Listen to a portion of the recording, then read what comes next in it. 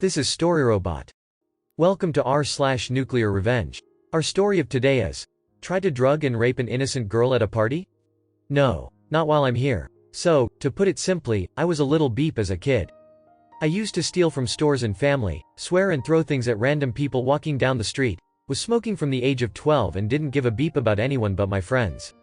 They were my real family, or so I thought, and the group of all 5 of us would cause trouble every single beeping day.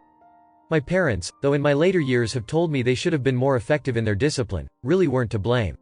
I was just a mixed-up kid. I used to think that doing all this stuff made me cool. I can't really describe how superior I felt when I made grown adults afraid of me, but it made me feel powerful, and power was something I craved when I was younger. I could go on and on about my sins, but the fact is, I was just beeped in the head. I've made amends where I can to who I could, but you're not here for self-flagellation, you're here for the revenge.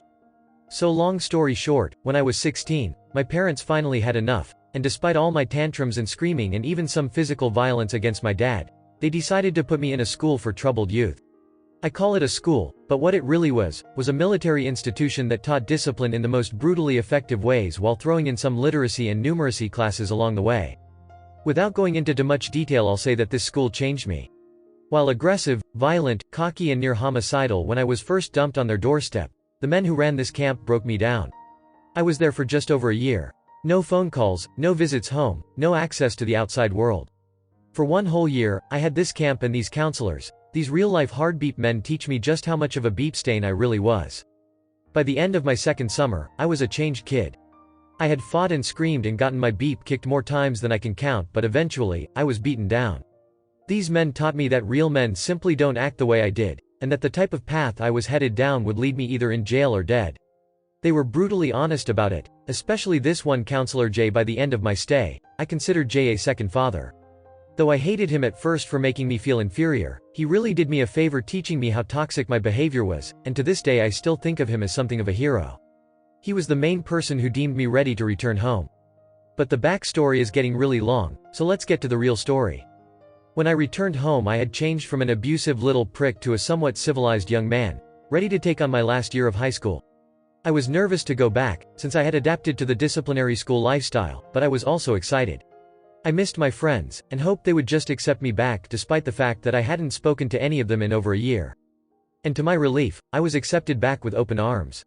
One of my closest friends had moved states since I'd been away, but the other 3 were ecstatic to see me. Over the next few weeks I settled down. I didn't spend a lot of time with them outside of school. My parents were kind of testing how much I'd matured since returning, and were setting boundaries on when I could go out, how long I could stay out and where I could go, etc. I was determined to prove to them I wasn't the same beep up that had ruined their lives all those years, so I followed their rules, and so only really talked to my friends during school. All of this is relevant, because of what happened next.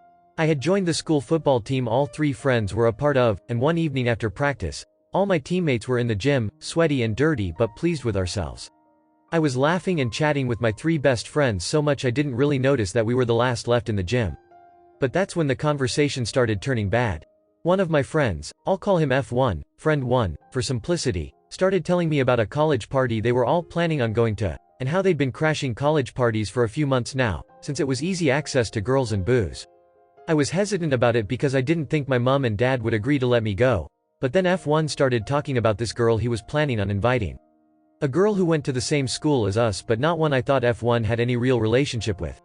I knew her, but I didn't know her. He started to tell both my other friends, and me, that he'd been trying to get her into bed for a while and she kept making excuses, so he planned on taking her to the party and finally smashing. When I asked him, in a joking way, "What makes you so sure she won't reject you again?" He looked me dead in the eye and said as casually as you please the most chilling sentence I have ever heard in my entire life. "I'm just going to slip something in her drink. It'll loosen her up, no problem."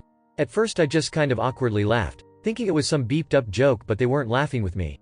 When I asked him if he was serious, he told me he was sick of her bull beep games and knew she was just stringing him along, and that the pills would just make things easier. I could not believe my beeping ears. I excused myself from the conversation pretty quickly and practically bolted home, most likely driving through several stop signs, but I really don't remember. I spent the whole night convincing myself my friends were just messing around. A few more days pass and the conversation in the locker room is all but forgotten, though they hadn't shut up about the party, and kept insisting that I just sneak out and join them. I got called a pussy repeatedly for telling them I wasn't going because of my parents, but again, I just brushed it off. Then the beep finally hits the fan. During yet another, after-school training session we all end up the last in the lockers. And F1 does something I never would have expected in 1,000 beeping years. All three of them have been talking about the party this whole time, then F1 starts rummaging through his gym bag. He tells us all to look at this and tosses F2 a small bag of little pink pills. Immediately, I feel the blood drain from my face, and like a bomb's going off in my head a voice in my mind is screaming, "Holy beep! This is really happening, this is serious, holy beeping beep." It's really hard to describe what I was feeling when F1 started going into detail about how he planned on inviting the girl to the party, slipping something into her drink and making use of one of the frat boys' bedrooms for a few hours. I was sick. Like literally could have hurled everything from my stomach all over the floor as I listened to all three of them talk about how awesome the party was going to be after just describing how they were planning to rape a girl. I couldn't take it, and again I ran off. I actually did end up puking later that night, going over and over in my head what the beep I had just witnessed. I almost couldn't believe it. These three boys had been my friends for 15 years. I thought of them as my own family, thought I knew them better than anyone, but 1 year away in this? I'll tell you that I actually broke down crying that night. I'm not ashamed to admit it. What I am ashamed of is how long I took to actually get a grip and handle it. I knew I should have told someone, but in some beeped up way, my loyalties were still screwed. Don't crucify me for it, I know now what I should have done, but I was 17, and these were my best friends. I didn't want them to get into trouble, but at the same time, I knew I couldn't let this beep go down, so instead of reporting all I'd heard to an adult like a normal beeping person, I decided I'd sort it out all on my own. So I went to F1, and told him not to do what he had planned. Told him it was stupid and dangerous and would ruin both his life and the life of the girl he was planning on drugging. He didn't even blink. He got right in my face and told me that the school I got sent to had turned me into a pussy. That he hated how much I'd changed and had been trying to change me back with F2 and F3. Even told me how they'd been talking about me behind my back, and how they'd planned to give me a turn on the girl, once F1 was done with her, just to show me what I was missing out on. Then he said something I'll never forget. He told me, word for word, "I'm doing that little beep a favor. She's a beeping virgin. And after this party, your mum won't be the only one finally getting some." I punched him. We fought, and we both got sent home on suspension for fighting. I could not beeping believe it. I was seething. My best friend had said that to me.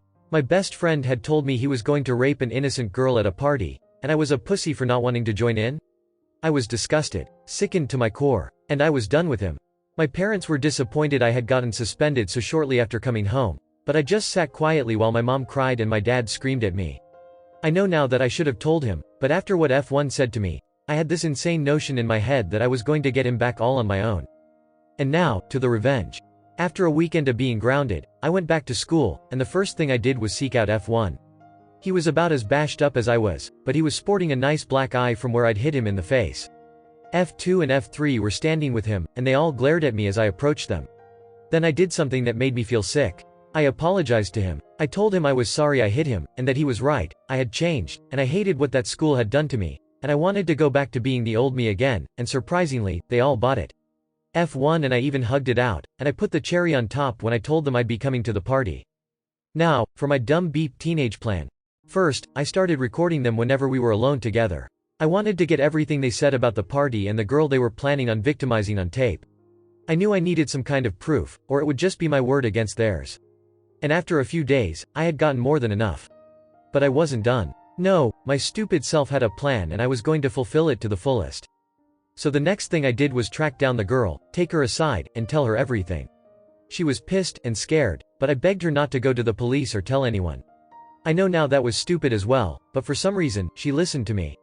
I had a plan. A crazy, stupid plan to teach them all a lesson. So I told her to tell F1 that she was going to meet him at the party, but to just stay home, so she could stay safe. Later that day F1 started bragging about how the girl had accepted his invitation and everything was going to plan. And I sat there, phone half out my pocket, recording the whole beep thing. So night of the party finally rolls around, and I sneak out, because, you know, I was grounded. I think it's worth mentioning that I wasn't filled with vindication and self-righteousness throughout the whole night. I was second-guessing myself, I had doubts, but in some strange way, I felt betrayed.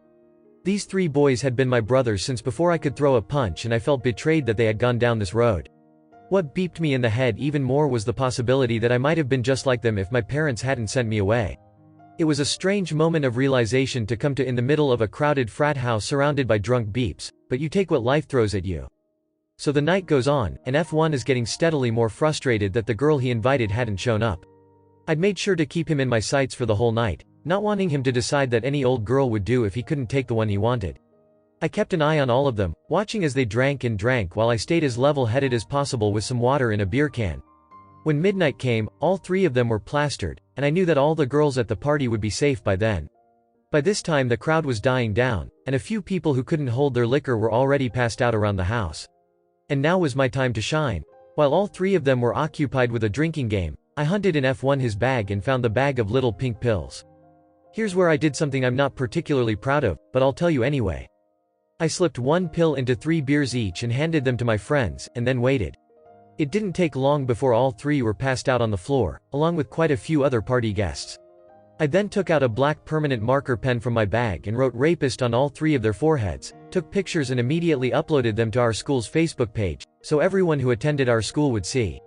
Admittedly, I didn't really think this part through, since I not only did this in full view of every other conscious person at the party, but also knew the photos wouldn't last long on the school site before they would be taken down.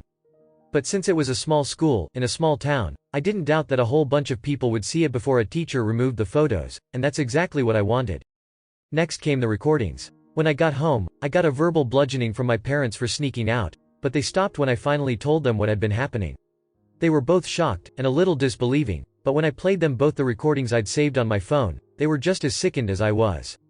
I was silent in the car as my dad drove me to the police station, receiving a lecture about how I should have just come to him in the first place, and what I'd done at the party wasn't necessary. But I felt like it was at the time. My phone had already blown up with other students commenting on the pictures of my 3 ex-friends with rapist written on their foreheads.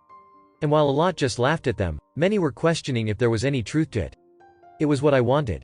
I wanted everyone to know who they really were, so they had nowhere to hide. The hours at the police station were admittedly very scary. I was still debating with myself whether or not I did the right thing, but my friends had chosen their own fate.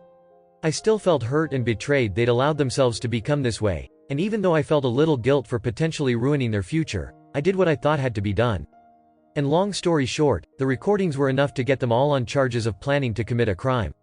Since the girl F1 had been planning on drugging had been named, her parents were understandably furious, and demanded all 3 of my ex-friends be arrested. I would have been too, were it not for the girl telling her parents, and the courts, that I had warned her to stay away from F1 and the party.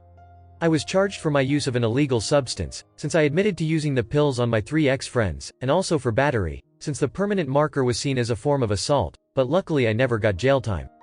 I did get a boatload of community service though. All 3 of them were tried as adults in a case of attempted rape, but only F1 got actual jail time, since he was the one who'd gotten the pills and was the only one who admitted to wanting to use them. The other 2 only got probation and community service for being accessories but were completely shunned in our town. No one ever let them forget. I was prepared for the backlash, ready to be jumped by them or something, but strangely enough, I think seeing F1 go to jail for what he did knocked some sense into the 2 of them, and they wised up enough to actually get into college without football scholarships, since they were both kicked off the team. They never came anywhere near me again, which surprised me, but I no longer cared. In my mind, my friends were dead to me long before all of this went down, and by the time I moved away to college, it was all behind me. I'm in my final year of college now and I still think about those 3 sometimes. I think about how, if my parents hadn't sent me to that special school, I may have ended up just like them. Oddly enough, I do miss them at times, but I know it's the memory of the kids I miss, not the men they turned into. I've thanked my parents continuously for sending me to that place, and even got some approval from Jay, when I felt man enough to tell him what happened. I don't know what will happen to F1 when he gets out of jail, but a part of me hopes he learns his lesson and moves in with his life, like I have. Jay called me a few days ago, just to check up, and I told him this whole story, which is kind of why I'm now telling the internet. I guess the moral is to stand up to your friends when you know they're doing wrong, but maybe not in the stupid way I did it. Always involve others more qualified to deal with situations you're not sure about. Even if you're a headstrong, stubborn as beep teenager who thinks you know everything. Stubborn as beep teenager who thinks you know everything. Thank you for watching. Error. Problem detected. Not enough subscribers. Please subscribe, like and comment.